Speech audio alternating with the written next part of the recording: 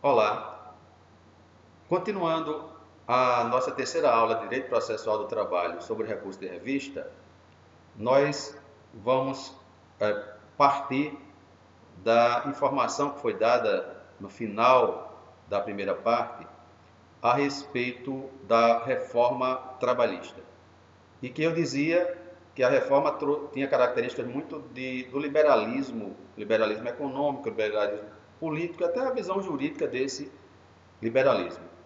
E dentro da reforma trabalhista foi colocada a ideia de intervenção mínima na autonomia da vontade das partes, como se o Estado, o Poder Judiciário, não pudesse intervir mais, tanto quanto intervia antes, respeitando esse princípio da autonomia da vontade. Isso nós vamos encontrar no artigo 8º da CLT, no artigo 702, inciso 1º do mesmo texto consolidado. Primeiro, o artigo 8º, que é o artigo básico de aplicação e interpretação do direito, e também de integração, ou seja, preenchimento das lacunas jurídicas, e que vai dizer que quando houver lacuna na lei ou no contrato, os julgadores devem decidir, levando em conta a situação peculiar de cada caso, com base em meios supletivos de lacunas jurídicas, como analogia, equidade, princípios gerais de direito, inclusive o direito comparado. E levando em conta algo que é muito importante, colocar sempre em primeiro lugar o interesse público, só depois é que vem o interesse de classe e depois deles o interesse particular. Até aí tudo bem, o texto foi mantido. Foram, porém, acrescentados 2 parágrafos. O parágrafo 2º, dizendo que as súmulas e enunciados dos tribunais, por um lado, não podem restringir direitos, mas, por outro, não podem criar obrigações que não estejam previstas na lei. Acontece que a atuação dos tribunais nunca foi para restringir direitos dos trabalhadores. E quando se fala que era para criar obrigações que não estivessem previstas na lei, é que muitas vezes essa interpretação da lei era feita pelos tribunais de forma extensiva, como se faz normalmente na jurisprudência. Então, a impressão que se tem é que foi colocado esse parágrafo para limitar essa criatividade, essa sensibilidade na hora de os tribunais editarem suas súmulas e seus enunciados. Do mesmo modo, se diz que o Poder Judiciário em geral, não somente os tribunais, nós também juízes, quando formos analisar aqueles instrumentos de negociação coletiva, acordo coletivo, convenção coletiva, não poderíamos nos ater no conteúdo, naquilo que foi acordado entre os representantes de empregados e empregadores, mas apenas a questão formal dos elementos essenciais do negócio jurídico lá do Código Civil. Ou seja, o negócio jurídico exige que haja o objeto lícito, legitimidade das partes e uma forma que não seja proibida em lei. Entretanto, quando se diz que a gente deve analisar se o objeto é lícito, a ideia de lícito não é apenas a ideia do estritamente legal na literalidade da lei. É se esse lícito é legítimo, se é constitucional.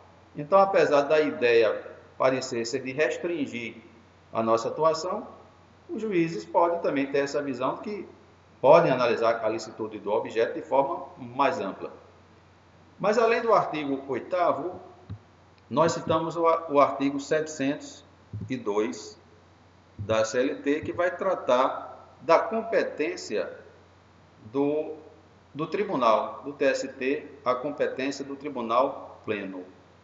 E vai dizer que nessa competência está editar súmulas, outros enunciados, estabelecer súmulas.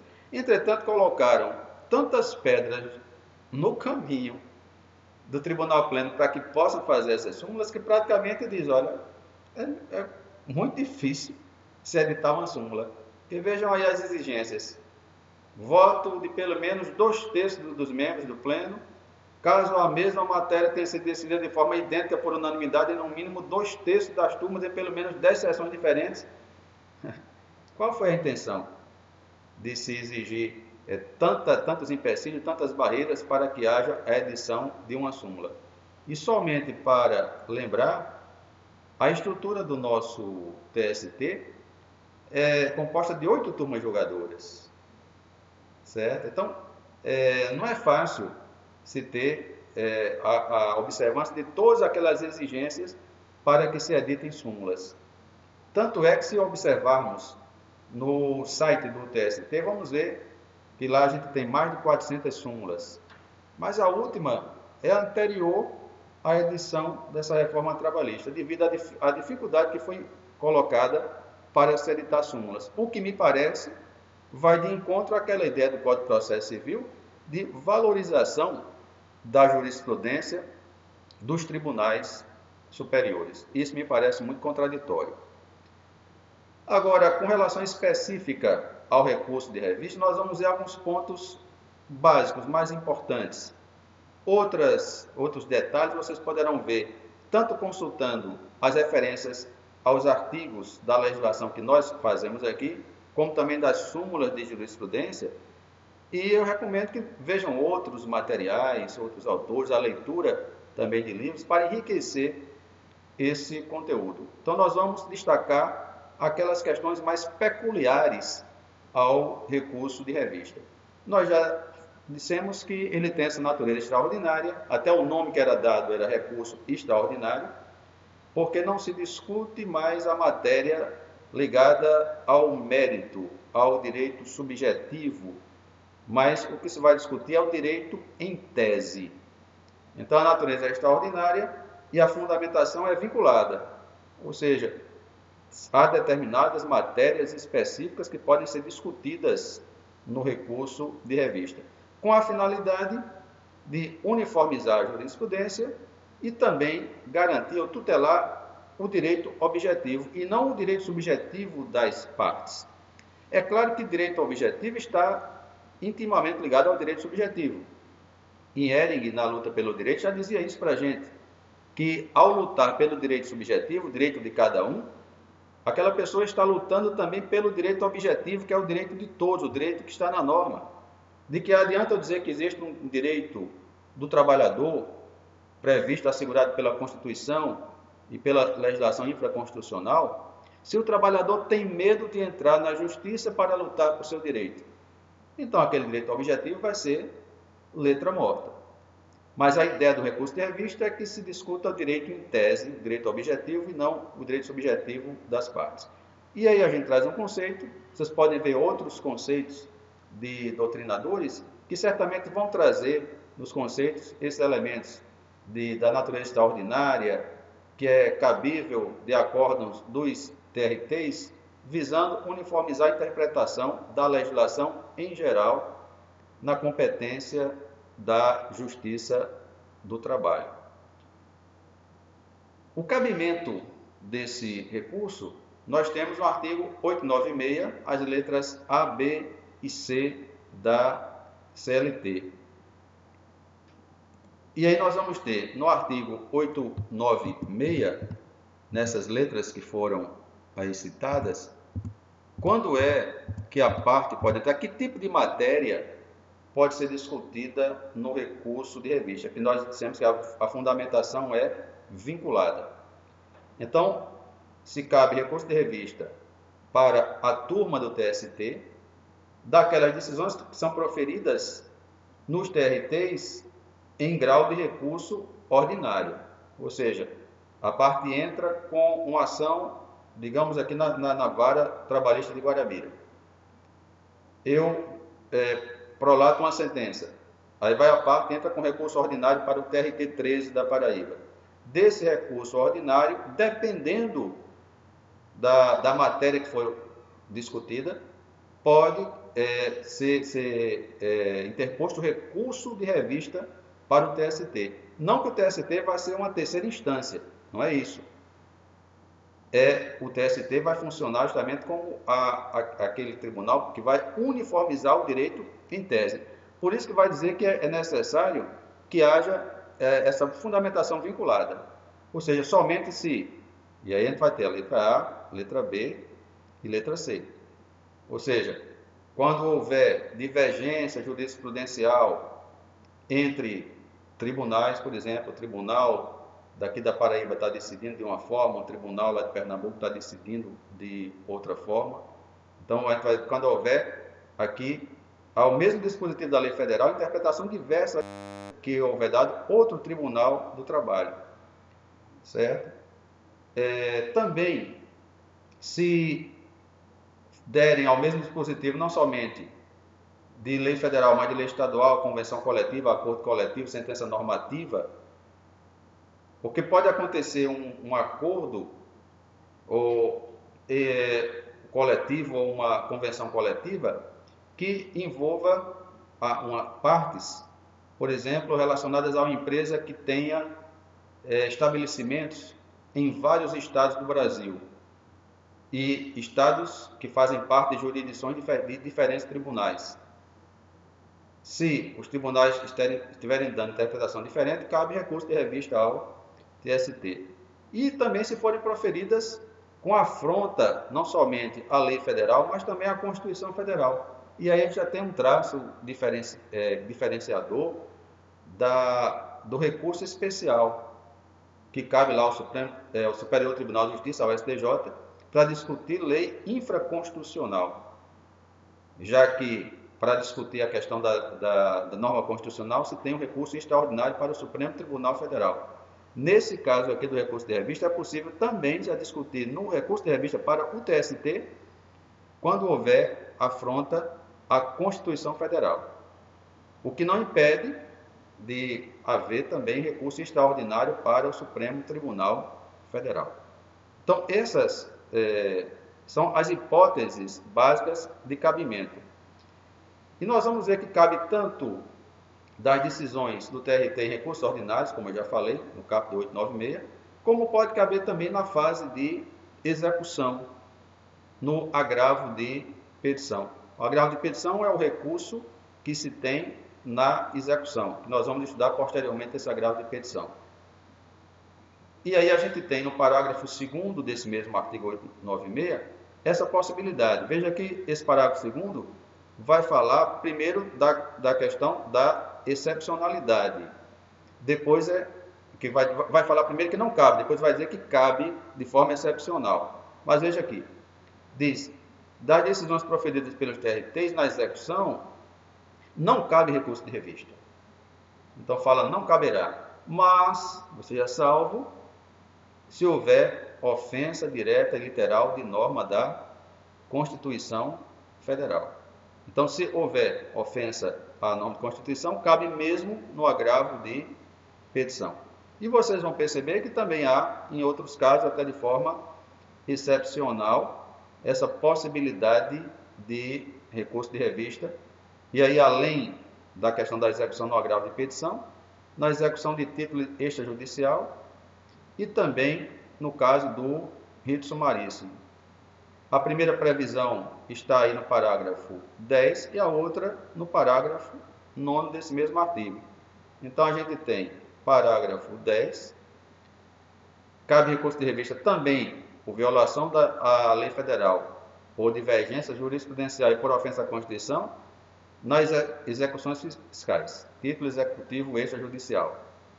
E também naquelas discussões que levam em conta a certidão negativa de débitos trabalhistas. E no caso do rito sumaríssimo, só vai ser admitido recurso de revista por contrariedade à súmula de jurisprudência uniforme do TST ou súmula vinculante do STF, ou ainda por violação direta da Constituição Federal. Dissemos anteriormente que a regra é que os recursos trabalhistas têm efeito apenas devolutivo. Isso vai acontecer também com o recurso de revista, que vai seguir também outras regras de outros recursos. Nós vimos também em aulas anteriores que o prazo comum dos recursos trabalhistas é de 8 dias. Então, o recurso de revista vai entrar também nesse prazo comum dos outros dias para se apresentar as razões e as contrarrazões. Então, esse efeito é devolutivo. A gente até falou, quando falou do recurso ordinário, ele devolve ao tribunal a discussão da matéria, só que, nesse caso, a fundamentação é delimitada, é vinculada. Só determinadas matérias é que podem ser discutidas. Com relação a alguns requisitos e peculiaridades desse tipo de recurso, também já vimos que as partes podem atuar na justiça sem advogado, é o chamado juiz postulante. Mas no caso do recurso de revista, não, isso não é possível. Porque se trata de um recurso técnico. A parte, ela, sem a presença do advogado, certamente não vai ter condição para entrar com um recurso desse tipo. É necessário, sim, a presença do advogado. Além disso, o recurso não pode ser apresentado por simples petição. Ele tem que ser apresentado com a petição acompanhada das razões, delimitando, demonstrando quais são aquelas hipóteses que estão lá no artigo 896 nas letras A e C. E vocês vão encontrar nessas duas súmulas que estão aí referidas.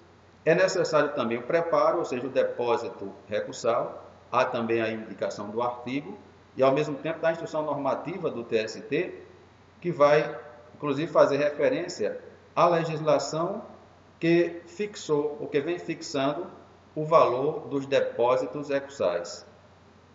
E esses valores que são reajustados anualmente.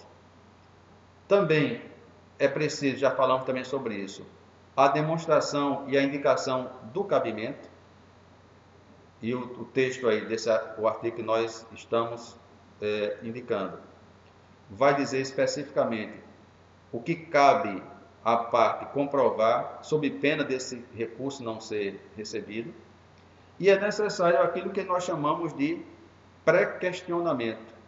Ou seja, que o tribunal, ele tenha se manifestado expressamente, tenha se pronunciado expressamente sobre aquela tese que vai chegar ao TST. Então, o TRT tem que ter se pronunciado sobre essa tese.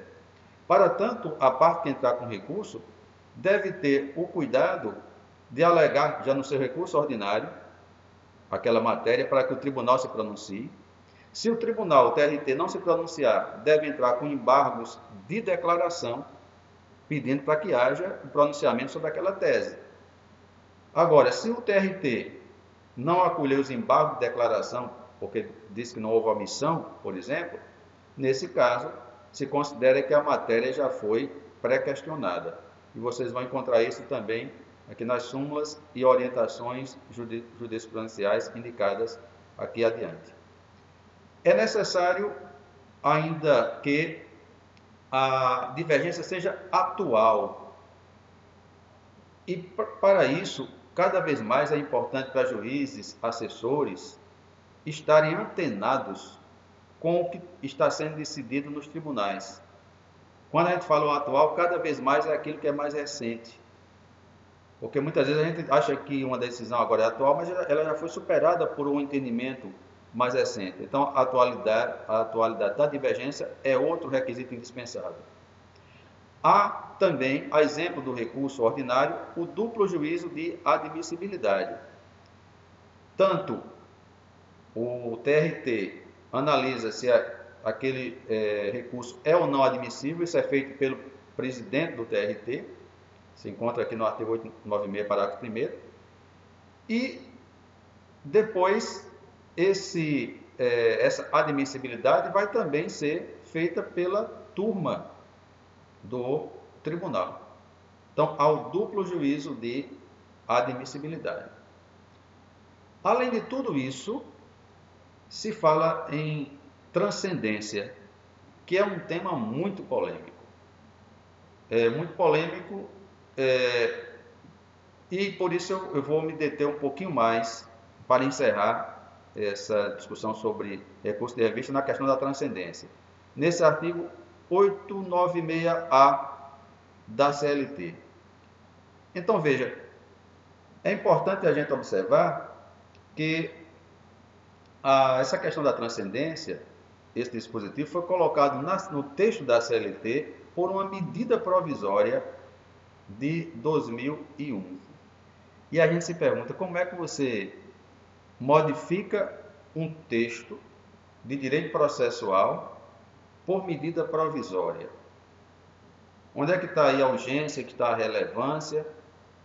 Tanto é que houve essa modificação do texto quando vai dizer que o TST, antes de entrar no julgamento do recurso de revista, tem que ver se aquela causa oferece transcendência com relação aos reflexos gerais de natureza econômica, política, social e jurídica. E ficou aí o texto em 2001 falando dessa questão da transcendência. E se esperava que houvesse uma regulamentação legal do que vinha a ser ou que não vinha a ser a transcendência, porque é diferente da repercussão geral lá do recurso extraordinário. Mas aí veio a reforma trabalhista, feita também, como eu disse, um tanto às pressas, e talvez achando que regulamentasse esse dispositivo. Na bem da verdade, não regulamentou, ou regulamentou de forma não adequada. Mas diz aqui, são indicadores de transcendência, e logo de cara fala, entre outros. E a gente pergunta, que outros indicadores de transcendência? Deixa a critério de quem dizer quais são os outros. E aí vai dizer também de forma bastante relativa e discutível a transcendência econômica, o elevado valor da causa. Que elevado valor da causa é esse? E muitas vezes um valor da causa para o trabalhador pode ser considerado elevado, para a empresa pode não ser considerado. O que é a questão da transcendência política, social e jurídica? O fato é que se pretendia que o regimento interno do TST é que dissesse, ou delimitasse, regulamentasse essa questão da transcendência. O regimento interno praticamente repetiu o que está aqui no texto e ainda hoje se discute o que vem a ser a transcendência. Então é uma matéria que merece mais discussão, mais estudo. Certamente vocês vão encontrar vários textos que discutem essa questão do recurso de revista e da transcendência. O próprio termo transcendência é objeto de algumas críticas, porque a palavra às vezes dá a impressão de algo metafísico, aquilo que transcende, e não tem uma delimitação, uma certa objetividade. É importante ressaltar que e há também juízes e desembargadores, professores, estudiosos que defendiam essa questão da transcendência, a exemplo do ministro Ives Gandra Martins Filho, que defendeu e escreveu muitos artigos sobre a questão da transcendência, e tendo em mente a ideia de diminuir a avalanche de processos no TST e fazer que o TST fosse realmente o tribunal para uniformizar a jurisprudência e não para estar servindo como uma terceira instância do Poder Judiciário. Entretanto, a questão da transcendência ficou ainda muito problemática, ainda objeto de várias discussões, de várias polêmicas. Com essa questão da transcendência, e mais uma vez, reiterando que vocês podem até devem enriquecer esse conteúdo com outras leituras, com outras informações que não estão colocadas no material, já que o objetivo do material é ser sucinto, mas vocês podem enriquecer, mas com essa discussão sobre a transcendência, nós concluímos a nossa terceira aula sobre recurso de revista. Obrigado.